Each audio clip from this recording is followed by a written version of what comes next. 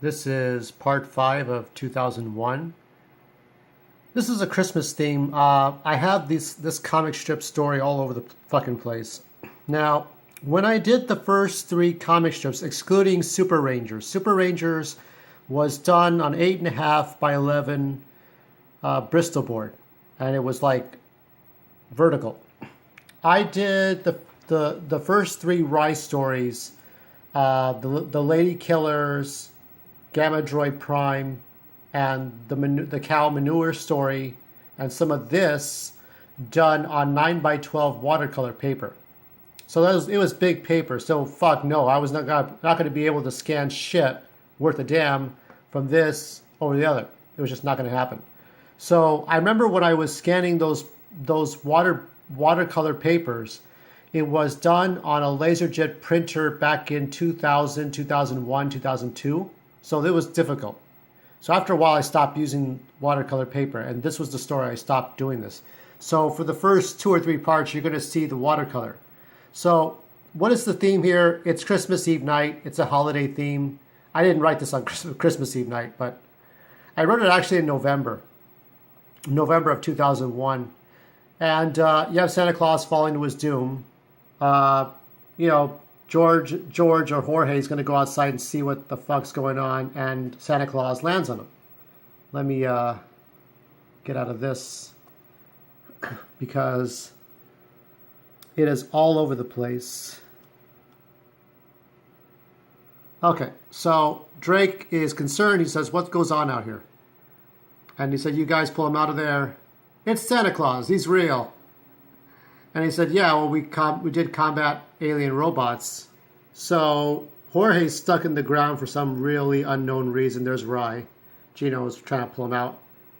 And the reindeer, Rudolph's also dead. I'm not sure how that happens, but it does. So let's see. It's all over the place.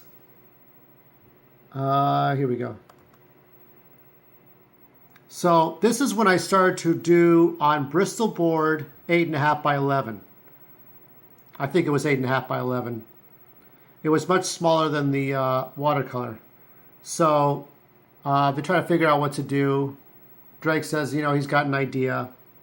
So everybody has to take a role of saving Christmas by George becoming Santa Claus. So that's what he does. Let me see what I got here.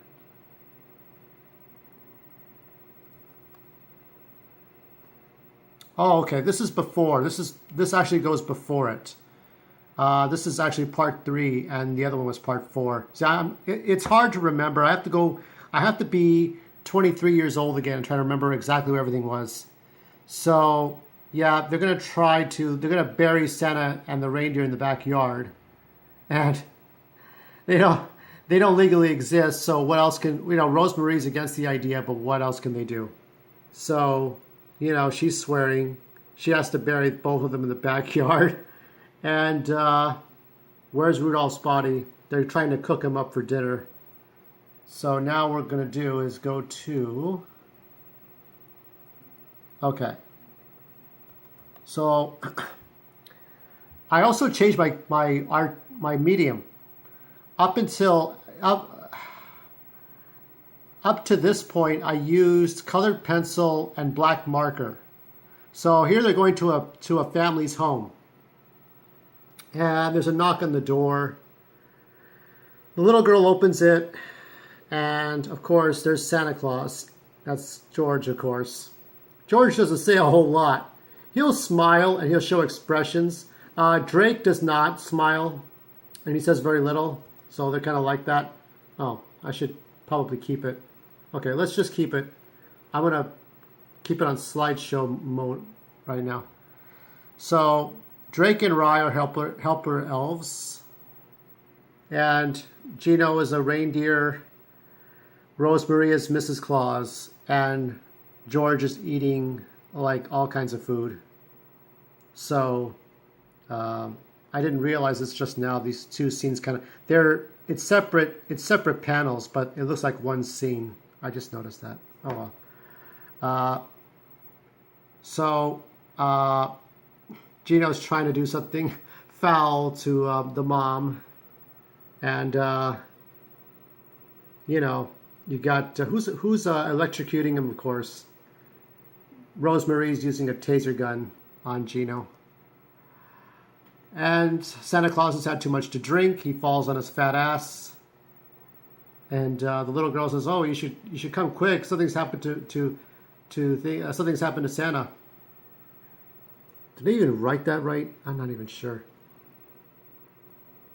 You know, she's swearing, but she's not swearing. Okay, whatever. Oh, that's right. Santa Claus comes out of the grave, and Rudolph comes out of the grave, and the sleigh's gone, and they're gonna go get their sleigh back. And there's more yada yada, more claptrap. Gino throws up a hairball. That's sort of another gimmick. God, these proportions were terrible. Everybody's singing, caroling. They're becoming carolers right now. It's another scene. They say, "Oh, how come I don't sing along? Because I'm not really the social type." Yeah. Oh, wait a minute. I think I missed a scene. Hold on. Let me see if I got it right.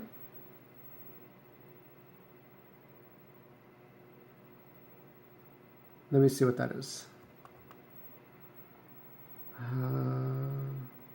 I don't think I have it. As I call this Holiday Earth. Okay.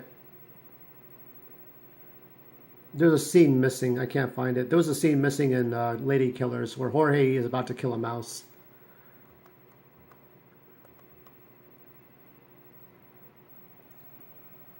Okay, so Santa Claus comes back and gets his revenge. Santa Claus and the reindeer take their stuff and they're all full of ash. Let me see if I can just put this. Okay, we're going to put this on slideshow mode because that's all I can really show you. Yeah, so all this work, it took a while. I mean, just to do all these comic strips, all the things you see here, the Lady Killers, Gamma Droid Prime, the cow manure story, and Holiday Earth. And it was just, most of it was ridiculous.